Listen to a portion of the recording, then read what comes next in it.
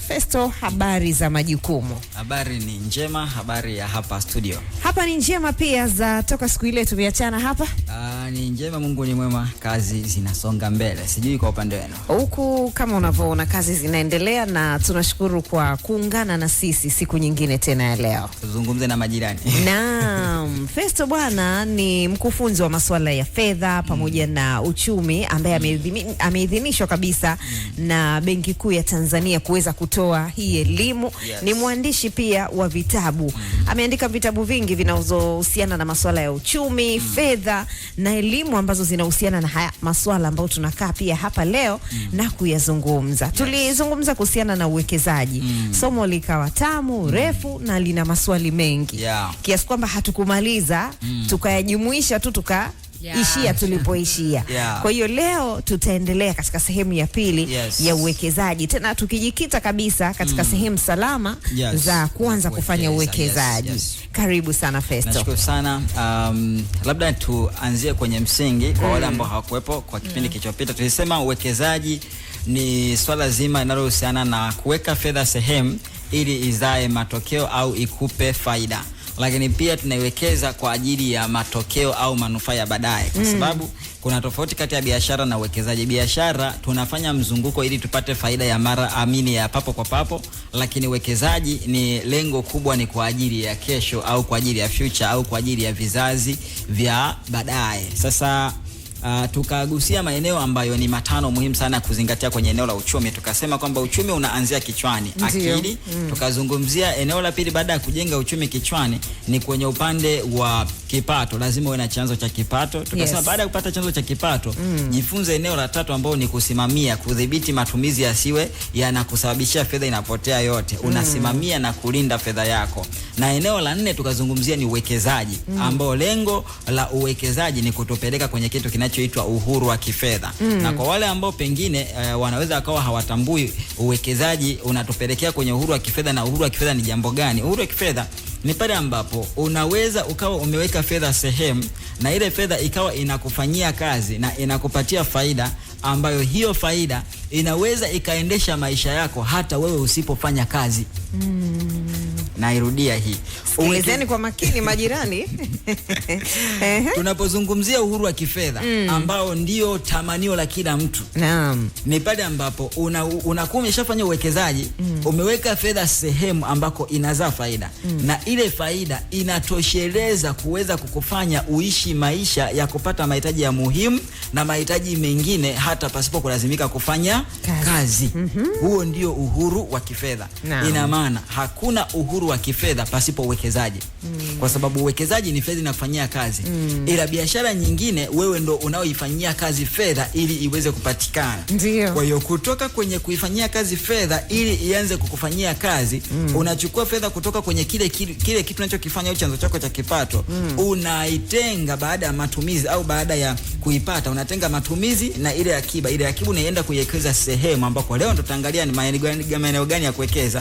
Then ukishawekeza kwa muda mrefu, ile fedha ikiwa na uwezo wa kuzalishia faida ambayo itaweza kuendesha maisha yako, ukawa na uhuru wa kwenda popote hata bila kulazimika kufanya kazi, na ukawa na uhakika wa mahitaji yote, wewe una uhuru wa kifedha. Umesikia mambo hayo? Tumekuelewa vizuri kabisa bwana Festo.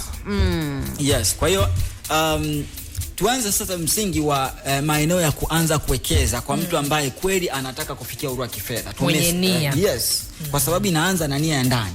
Kwa sababu wahenga walisema kwamba penye nia pana njia. Hivi ni kweli huo msemo? Yes. Na ngoja niwaambie kitu kimoja cha kisaikolojia. Inaanza nia, njia inafunguka. Watafiti wa mambo ya saikolojia wamesema kichwani kuna kitu kinaitwa RAS, Reticular Activating System. Reticular Activating System kwenye ubongo wa mwanadamu huwa ni kitu ambacho kinakuonesha kitu ambacho kiko kwenye mazingira yako kinachoendana na kile unachokitafuta. Kwa mfano, umetoka hapa unaenda labda sokoni au dukani au mjini kwenda kutafuta nguo ya rangi fulani. Kila utakapokuwa unaona kitu ambacho kinaendana na ile rangi utakuwa unashtuka. Na unageuka unaangalia mara mbili. Na ukifananisha kitu utakuwa unashtuka unaangalia. Kwa mfano kama ni mtu unamtafuta, labda tuseme kwamba unaenda kukutana na mtu, ameshakwambia labda amevaa rangi fulani, rangi nyeusi. Kila unayemuona amevaa nguo nyeusi unahisi ni yeye. Kwa hiyo nia inatusaidia kuobserve fursa zinazoendana na tunachokitafuta. Kwa hiyo ni rahisi sana. Kwanza ngoja niwaelekeze fursa ambazo zinapatikana kwa mtu mwenye nia ya kufanikisha malengo yake ya kifedha, kufikia uhuru wa kifedha kwenye eneo la uwekezaji. Ukipata fedha ukiwa na nia ya kuwekeza, unaanza kuona kwamba ile fedha ni mbegu, kwa hiyo hiyo ni fursa. Lakini pia ukikutana na watu wanaozungumza mambo ya fedha, mambo ya uchumi, mambo ya uwekezaji, moyoni mwako unaanza kujiambia kwamba kumbe huyu anaweza kanifundisha, akanipa fursa zinazoweza kunisaidia mimi kuwekeza na kutimiza ndoto zangu. Ndio. Jambo la tatu, ukikuta kuna majarida, makaratasi au vitabu vinavyoelezea mambo yanayohusu kitu ambacho unakitafuta, ili mradi ndani yako kuna nia, ni rahisi kusema kumbe hapa naweza nikajua naanzia wapi. Lakini pia jambo lingine, ukiona kuna fursa imetangazwa au imejitokeza, hautakaa na kubweteka. Utakuwa ni kama vile unajua kuna yule mtu ambaye unataka usipitwe na jambo. Unaambiwa usipitwe na gari la nini? Gari la mshahara. Usipishane nayo.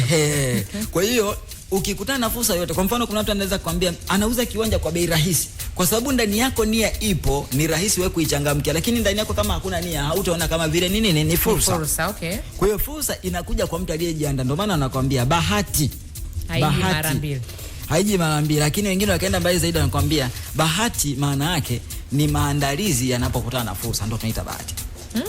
Kwa bahati sio inatokea tu. Ina maana bahati inaandaliwa. Bahati inatokana na maandalizi, kwa sababu ngoja nikuulizeni swali. Imetokea bahati kiwanja gari, gari inauzwa, labda gari yenye thamani ya milioni 20, mtu anauza kwa milioni 10, wewe hauna hiyo milioni 10. Hiyo kwako utahesabu ni bahati? So bahati. Kwa sababu hauwezi kufaidika nayo. Kwa sababu hauna hiyo milioni 10. Haiwi bahati mpaka uwe tayari, maandalizi yako yanatoshea kuendana na kunufaika kwake kwa ile nini, kwa ile fursa. Kwa hiyo ili tuweze kuwa kwenye mazingira ya kufaidi bahati za mafanikio kwenye uwekezaji, lazima tuwe tumejiandaa kuwekeza. Lazima ndani yetu kisaikolojia, kihisia, kimtazamo na kiakili tuwe tayari. Kwa hiyo siri ya msingi kuliko vyote ni kujiweka tayari. Swali, majirani, tuko tayari kuwekeza? Tuko tayari. Tupate tu elimu zaidi ambayo ndio hii tunaifanya hapa leo Jamvini. Kwa jambo la msingi la kwanza kuliko vyote ni kujiweka tayari. Jambo la pili, tafuta fursa za kuwekeza kwa kuuliza watu, kuuliza marafiki, kuuliza majirani zako. Sitoka kwenye kipindi cha majirani. Waache ujuaji. Usijifanye wewe ni machino unajua kila kitu. Wewe kila habari wewe unaijua. Hauwezi kujua kila kitu. Hii dunia, kwanza kila mtu ni mara yake ya kwanza kuishi hapa duniani. Picha linaanza. Kwa vile kila mtu ni mara yake ya kwanza kuwepo hapa duniani, jifunze kitu kwa mwenzako. Uliza wenzako wanafanyaje. Ukiona kuna mtu ana kitu kizuri, wanasema kizuri kula na Da Vinci. Na mwenzako. Kula na mwenzako. Hii ni hatua ya muhimu sana. Lakini jambo lingine au eneo la pili, baada ya kutoka kwenye ndani yako kujiandaa na kujikusudia kufanikiwa, tafuta maarifa. Kwa sababu gani? Maarifa yana tabia kuu moja, yanavuta vitu vinavyoendana na unachokijua. Kama unafahamu sana kuhusu uwekezaji kwenye hisa, unashangaa fursa za uwekezaji kwenye hisa unaziona kuja nyingi. Kama unafahamu kuhusu uwekezaji labda kwenye kilimo, fursa za kilimo utaziona kiurahisi. Kama unafahamu mambo mengi kuhusiana na uwekezaji kwenye mambo ya kidijitali na kiteknolojia, ni rahisi kuziona fursa kwenye teknolojia. Kama ndani yako umejiandaa na unafahamu mambo mengi kuhusiana na tunasema human capital. Binadamu nao ni moja ya kitu ambacho natakiwa kuwekeza kwao. Wekeza kwenye mahusiano, kwa sababu fedha ina tabia ya kufuata vitu viwili, thamani na mahusiano mazuri na watu. Anakuambia hivi, tungekwambia fursa kwa namna gani ambavyo unaweza kupata kitu ambacho umekitafuta kwa muda mrefu, ila ni kwa sababu umejitenga sana. Usijitenge, jenga mahusiano na watu sahihi. Kwa mfano, madam ulinitafuta, usingenitafuta mimi nisingekuja hapa. Ni kweli. Nisingekupata fursa ya kuzungumza na majirani. Kwa hiyo tunapata fursa kutoka kwa watu na tunafanikiwa kutokana na watu. Na kila kitu ambacho Mungu amekiweka hapa duniani kiko mikononi mwa watu. Watu ndio wenye uwezo wa kutusaidia si kupiga hatua, na watu ndio wenye uwezo wa kuturudisha nyuma. Kinyume chake, jitenge na watu wasio na mtazamo wa kiwekezaji. Nimependa hiyo. Tunapata fursa kutokana na watu. Kwa hiyo ishi vizuri na watu. Yes. Una kitu umekiongea ambacho ni kikubwa sana. Unajua, unapoishi vizuri na watu wenye maarifa, maana watu tuko tofauti, lakini ishi vizuri na watu wenye maarifa. Na sio tu wenye maarifa, lakini pia watu ambao wanaona mbali. Okay. Ukisikia kuna mtu anafanya kitu fulani na wewe moyoni mwako unatamani kukijua, kaa naye karibu. Sio kujipendekeza. Exactly. Yani kufanya hivyo sio kujipendekeza. Unajua kuna mwingine anajikuta kwamba nikifanya hivyo nitaonekana najipendekeza. Mimi mwenzangu sijaliki kujipendekeza kwa mtu. Kwa sababu hata mimi ninapopata watu Mariam, mara nyingi huwa najipendekeza kwa DM mimi mwenyewe. Kwa hiyo nasema nikianza kuleta kwamba mimi niko crown, mimi jirani, no, siwezi kupata watu. Okay. Kwa mimi jamani huwa ni mzuri kwa kujipendekeza. Nimependa hiyo. Najipendekeza. Ngoja tuwasaidie. Lakini watu wana manufaa kama hivi tunapata elimu ambayo ina manufaa pia kwa jirani ambaye anatusikiliza. Ngoja kitu cha muhimu hapa tuseme, ukikutana na mtu aliyefanikiwa sana, unatakiwa ufanye nini? Ili cha kwanza, makosa ambayo unatakiwa kuepuka, moja, usioneshe kwamba unajipendekeza kutaka kumfaidi yeye. Yani usioneshe kwamba unataka kumtumia. Okay. Jambo la pili, usimwombe hela. Ukikutana na mtu aliyefanikiwa sana, usimwombe hela. Anakuita maskini una njaa wewe. Jambo la tatu, usimwambie matatizo yako. Okay. Watu wanapenda kuwakimbia watu wanaotangaza matatizo. Matatizo kwanza yanakera kusikiliza. Jambo la nne, usioneshe kwamba unamuonea gere, yani mafanikio yake kama hakustahili. Unamuonea husda tena, hawivu tena kanakuja pale. Lakini pia jambo lingine, usioneshe kama vile uko desperate, yani unakuja pale yani kama akili kama haiko sawa, haijatulia. Onesha uko pale. Ndio ile story Mariam ya mtu anaambiwa unaenda kukabidhiwa milioni 500, akawa amechanganyikiwa, mvua inanyesha, amevaa suti vizuri kwenda kwenye kikao. Badala alivyoona anachelewa akaamua apande bodaboda awae rafika ameroana. Mwisho wa siku na deal akakosa. Watu wakamwona akachanganyikiwa, ndio hiyo desperate sasa. Yani sana aliwahi lile deal la milioni 500. Sasa akaona hapa nikipanda gari kwa sababu kuna foleni na mvua inanyesha nitachelewa. Ngoja nishuke na suti yangu. Haikuwa vibaya, lakini alikuwa na lengo la kufanyaje ilikuwa. Sasa alipofika pale kawa kama kachanganyikiwa. Kwa ile deal alikosa. Kwa hiyo uliosema it matters kwa kweli. Kwa sababu gani? Mtu aliyechanganyikiwa ni rahisi kumchanganya na mwingine. Energy, kuna kitu kinaitwa energy. Binadamu vile anavyo vibrate ndani, maneno yake huwa yanaambatana na nguvu. Mtu ambaye amechanganyikiwa kidogo unakuta ni kama unamfanya na mwingine anajikuta kama anaanza kujikuta hayuko sawa. Ndio maana ukikaa na watu wanaolia ni rahisi kuanza kusikia uchungu. Kulia, emotion na inakuja. Kwa hiyo hakikisha ukikaa na mtu ambaye amekutangulia, ni mwekezaji mkubwa, ni tajiri, ni mwenye mafanikio, ni mwenye fedha. Kama umechanganyikiwa, mambo yafuatayo. Hayo nimekwambia makosa ya kuepuka. Sasa haya ni mambo ya kufanya. Sasa kabla mambo ya kufanya, unapokutana na mtu aliyefanikiwa, tutakuja kuyaangalia, alafu tutakamilisha na maeneo ya uwekezaji. Mwisto, twende tukaangalie makosa ambayo hutakiwi kuyafanya unapokutana na mtu aliyefanikiwa. Inabidi twende haraka, maana muda nao si rafiki. Yaani mpaka nimeona muda umeenda haraka. Makosa, makosa tumesha address, makosa ya kuepuka. Sasa tuangalie mambo ya kufanya unapokutana na mtu aliyefanikiwa sana, tajiri, mtu mkuu, mtu ambaye unamwadimaya au unatamani kupata kitu kutoka kwake cha kukusaidia.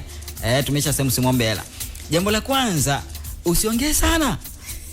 Mruhusu yeye ndo awe anaongea. Anakuogopa mpaka tu anakuhisi tapeli. Usiongee sana. Mruhusu yeye ndo awe mzungumzaji ili kuonesha kwamba uko tayari kupokea. Wewe kuwa msikilizaji asilimia, ikiwezekana 100 kabisa. Yani chukua 100 basi yeye ya kuuliza maswali. 99 mpe. Yeye azungumze zaidi, wewe ni msikilizaji. Jambo la pili, mpongeze, appreciate kile anachokifanya, kuonesha kwamba haujakutana naye kama ajali tu.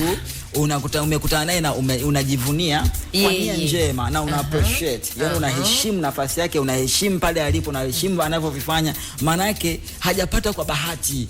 Yani humuonei kama yes. Unaona kabisa anastahili, ana deserve, appreciate. Kama kuna vitu vyake umekuwa ukifuatilia na umewahi kutumia product yake, pia muoneshe kwamba product uliyoitumia ilikuwa ni nzuri. Jambo la tatu, nunua bidhaa yake. Kama anauza labda ni vitabu, anauza program, anauza chochote, ukinunua kitu chake, anaanza kukuchukulia kama wewe ni familia yake. Jambo lingine, kama unaweza angalia kama kuna tatizo ako nalo lolote, changamoto yoyote, kama unaona kama kuna changamoto anaweza akawa nayo labda kwenye mifumo yake, kwenye kazi zake na kadhalika, ukamsaidia labda kumtatulia tatizo lake lolote lile, hata kama tatizo dogo. Labda kuna eneo fulani ambalo labda kuna mifumo fulani, ukamshauri hata kitu kidogo ambacho unaona kwenye eneo lako la ubora au uzoefu au ujuzi, unaweza ka add value kwenye kitu chake au kwenye jambo lake. Ni rahisi kukuona kwamba wewe pale sio liability, ni asset. Wewe ni mtu wa maana, sio mtu ambaye umeenda pale hauna cha kuongeza thamani kwenye maisha yake. Lakini jambo lingine, unaweza kumpata zawadi, inaruhusiwa. Na jambo la mwisho, tengeneza mahusiano kwa kuomba mawasiliano. Tengeneza mahusiano kwa kuomba mawasiliano. Na hayo mawasiliano usi unamtumia tu meseji za ajabu tu kila siku asubuhi. Na usi unampiga vibomu. Hata kubroko. Tayari sana hapo kwenye vibomu message kwanza za ajabu mara 20. Tajiri unamtumia message hazieleweki. Niko barabarani hapa nimekosa usafiri sijatoka na kadi ya benki, mando uongo wa watu wengi hapa, sina kadi ya benki. Kwa hiyo naomba nitumie 20 ya nauli. Mara kadi imemezwa ATM. Kwa hiyo sielewi narudiji, naomba nauli. Mara leo umeme umezimika hapa, hata sielewi network inasumbua, labda ujaribu kununua kwako. Kumbe ndo wanapata shida jamani, hawa watu waliofanikiwa nyinyi. Mwingine anakuambia nina kidonda ndugu hapa, nakwambia kipone. Sielewi, naomba hela. Daktari kasema kiasi fulani. Unajua leo sina hela, nilitumia hela niliziweka kwenye matumizi. Sasa si ni za kwako. Ndio kila saa message tajiri. Bosi. Kanuni ya mwisho unasema hide your need, show your skill. Ficha shida zako, onesha ujuzi wako. Ikaze. Nimependa. Sasa hii tunasema muoneshe kile ulichokibeba, halafu omba ushauri wa namna kinavyoweza kukusaidia. Usimomba kupera. Ikionekana labda anahitaji kukusponsor, iwe ni kwa hiari yake na sio kwa sababu wewe ndo lengo lako. Lengo lisiwe hela. Lengo liwe ni kupata ufahamu, ushauri na ujuzi na uzoefu kutoka kwake. Hii itakusaidia kumuonesha kwamba yeye anaweza akasimama pale akaendelea kukuangalia kama ni mtu sahihi. Siku ya siku akikutana na fursa ambayo inaweza kaendana na kile ulichokibeba, atakupa fursa. Kumbe tunainuliwa na watu pale tunapokuwa na mahusiano mazuri na watu wenye watu. Narudia, tunainuliwa na watu pale tunapokuwa na mahusiano mazuri na watu wenye watu. Watatukutanisha na watu wenye vitu tulivyokuwa tunavitafuta. Sawa sawa. Tumalize kwa maeneo ya uwekezaji sasa. Okay.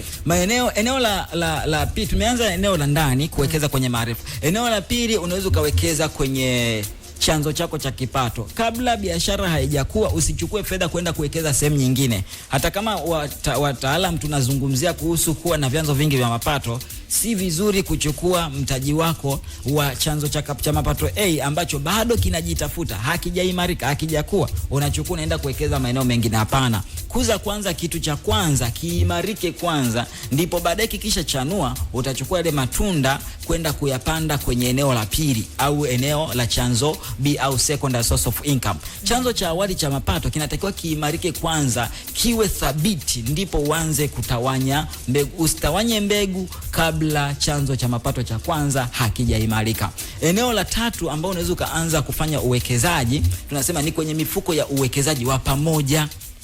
Hapa tunaangalia kuna watu wanaitwa Faida Fund, kuna watu wanaitwa UTT AMIS, kuna watu wanaitwa REITs, Real Estate Investment Trust. Ni watu ambao mnakusanya mitaji kwa pamoja, mtaji wa kwako na wa kwangu, tunawapelekea serikali. Kwa mfano UTT AMIS ni taasisi ya kiserikali ambayo iko chini ya Wizara ya Fedha na Mipango. Inasaidia watu kufanya uwekezaji wa pamoja na wanalipa asilimia kuanzia 12, inaweza ikapanda zaidi kila mwaka. Na maana yake fedha ukiweka huko kwanza itaongezeka thamani, lakini utapata faida mbili. Moja, utapata faida ya ongezeko la thamani ya vipande vyako. Pili, utapata faida ya ile asilimia 12 ya kila mwaka. Maana yake asilimia hizo zitakusaidia kukuza mtaji, inaweza kukusaidia pia kuwa na malengo ya baadaye. Ni kitu cha muhimu. Unaweza kuwekezea pia mpaka watoto wako.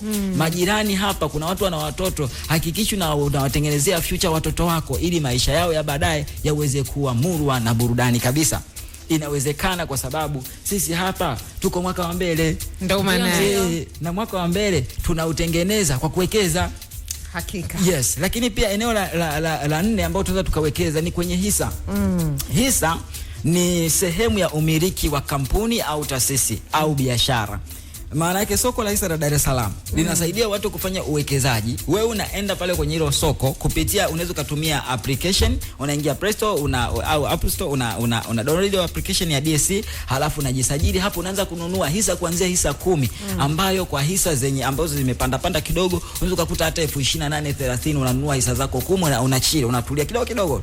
Kuwekeza kuzuri ni kuwekeza kwa muda mrefu, sio kuwekeza kwa muda mfupi. Na ili uweze kujenga tabia ya kiuwekezaji, ona mbali, uwe na maono ya mbali na uziende hatua za mbali taratibu. Nenda kidogo, usiwe na haraka. Hakuna mafanikio ya usiku mmoja.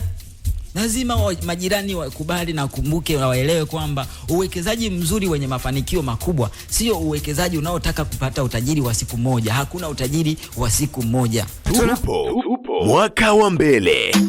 Imewashika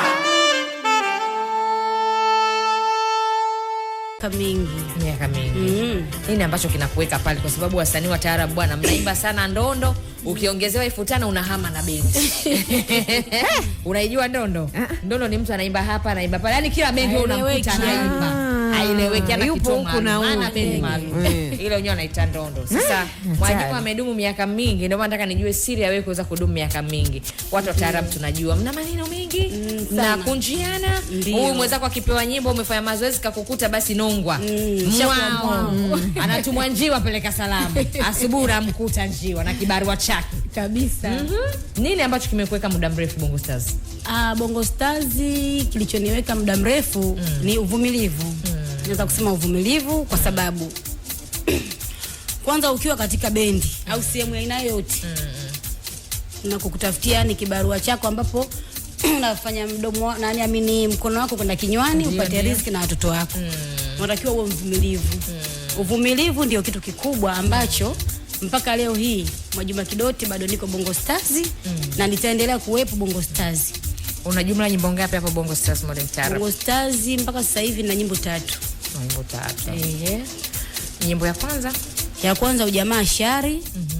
Ya pili Mjini Nina Jambo Langu. Alafu ya 3 Suni.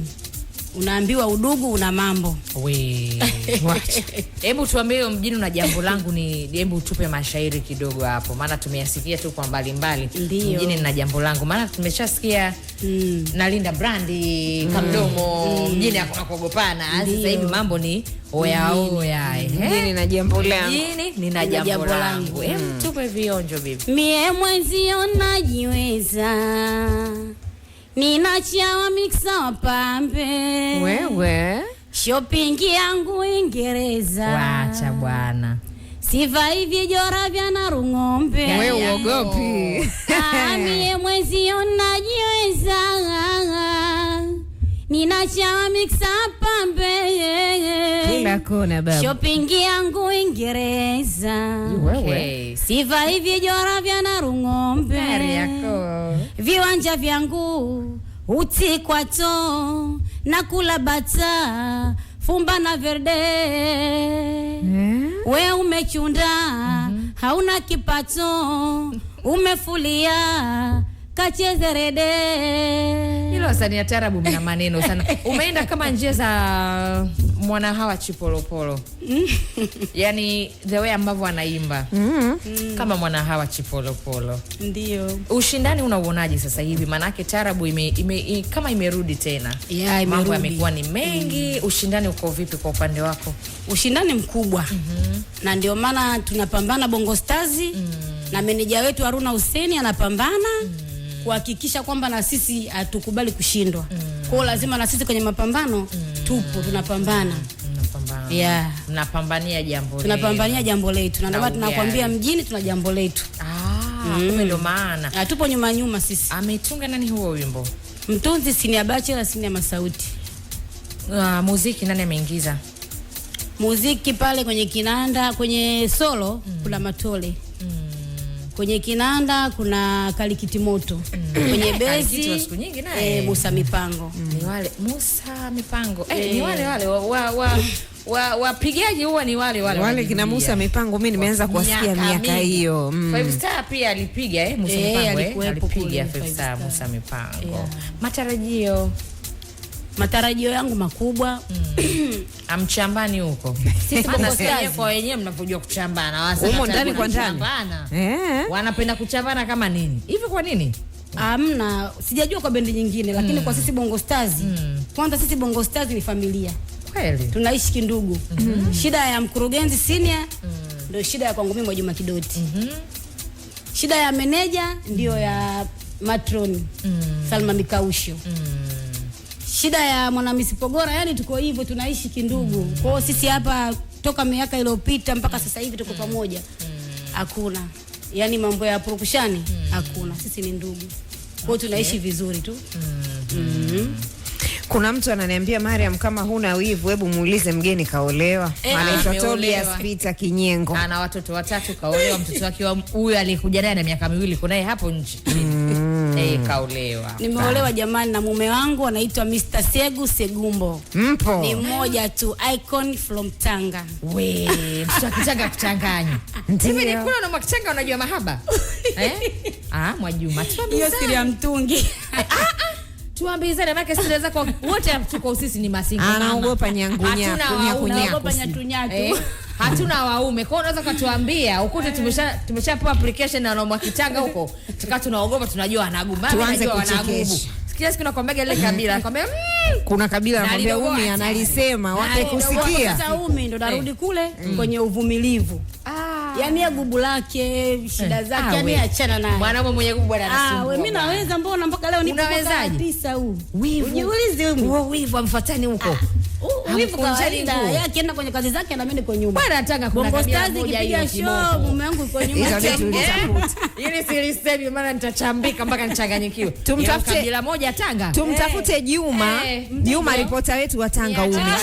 Akaongea na wazee wa lile kabila watuambie hizi tuhuma zako Umi ni kweli au ndo wasingizia. Wasema tuamalize madarasa. Lile kabila? We bwana wewe yule jamaa si unamjua? Si ndo nasema tumtafute Juma ripota wetu wa Tanga aende kwa wazee kabisa watuambie kuhusiana na lile kabila unapolisema. Ana cheo kikubwa akasema madarasa kamaliza anaendelea kusoma ukimwangalia. Mama ukaileta dakika 5 Mwajuma. Unamrudisha alikotoka. Na sio huyo tu. Unashindwa vipi? Na sio huyo tu. Mtu mpaka unasema unaitwa unaambiwa kabisa na mama yako. Unaambiwa mwanangu usithubutu. Bwana tumalize na Mwajuma. Mwajuma, tupe vionjo kama vile 3 hivi tuweze kumaliza na kukamilisha. Sawa. Kila jema nikitenda kwako wewe, kazi bure. Wangu wema nilotenda kwako wewe, kazi bure. Wewe mja ubebeki, kiasi unichukie. Ujamaa shari, ujamaa shari, ujamaa shari, ujamaa shari. Na ule mwingine ulisema udugu nini? Udugu na mambo. Huo udugu na mambo. Basi siku hizi ndugu jamani. Walioimba udugu tunakutana kwenye tenga kama bei ya nyanya ni sawa. Udugu wa nyanya kutana kwenye tenga. Ndio huo uliopo sasa hivi. Tupe kionjo tuondoke Mwajuma. Udugu na mambo, una mambo, una mambo, udugu na mambo, una mambo, una mambo, udugu na mambo, una mambo, una mambo, udugu na mambo. Ndo mkimba lazima mfanye hivi vidole kama mnachambana. Sasa ndo ya taarabu ya pwani. Ndio nilikumbuka na Vishanshuda. Zamani. Au ni Damode nao ndo alileta alimba sikudhani ali. Nahisi kitu kama hicho. Alimba sikudhani ali. Sikudhani yuko wapi? Hivi yupo? Yupo. Tunamtafuta na siku moja. Pale Damode taarabu pale nyumbani. Pale yupo. Pale sijui kama katoka sasa hivi lakini tutamtafuta sikudhani. Tumuulize siri ya kudumu miaka kede jamani. Tangia 2009 na 10 sijui. Miaka mingi kweli. Vishanshuda. Jamani, Mwajuma, una lolote la kuzungumza na shabiki yako au unataka kumalizia kabla hatujaagana na sisi tukamaliza kipindi? Karibu. Mashabiki wa Mwajuma Kidoti, mashabiki wa Bongo Stars Modern Taarabu, nawaambia waendelee kutusapoti kazi zetu. Wakiingia YouTube wakiandika Bongo Stars Modern Taarabu watakutana na nyimbo zetu zote. Kuna atakujibu Mungu, Mwema Jinadi, Shangingi Mzee, Mjini na Jambo Langu. Mbona umecheka? Hiyo Shangingi Mzee. Yaani lile jina tu limekaa kishari kwanza. Shangingi Mzee umri umepita lakini bado anataka kupambana na watoto wadogo hapa mjini. Na mtaka aliyeimba huo wimbo wa Shangingi Mzee. Wimbo wa matroni huo Shangingi Mzee. Jumatatu tunaye. Salma Mikaushu. Salma Mikaushu. Washa sikia Salma Mikaushu. Anakausha wenye chuki. Haya bwana Mwajuma, sisi tunakushukuru sana, asante kwa kuja. Karibu tena wakati mwingine. Asanteni sana. Tupo mwaka wa mbele. Imewashika.